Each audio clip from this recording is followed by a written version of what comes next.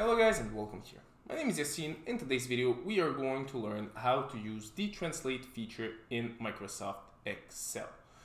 So to be able to use this feature, it's pretty simple. The first thing that we need will be something that we want to translate.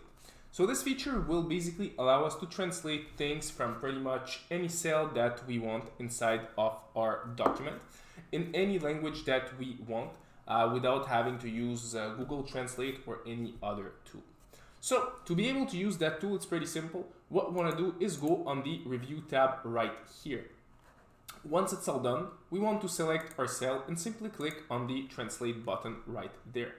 The next step is pretty simple. The translation will happen, the translation process will happen. And as you can see here, for example, it translates from English to French, so hello, I like using Microsoft Excel, to bonjour, j'aime utiliser Microsoft Excel. So what I can do now, I can just copy this text that I have right here and paste it there, for example. So I have my translated text just here.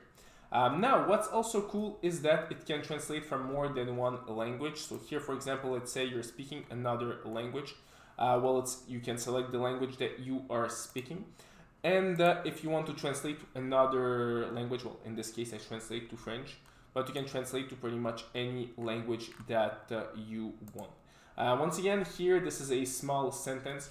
You can do this with way larger sentences. And what's nice with this tool is that you don't have to use, for example, as I said, Google Translate or any other tool that requires you to go out from Microsoft Excel in order to perform the translation. So as always, if you like my video, don't forget to leave a like, to subscribe, and see you in another of my videos.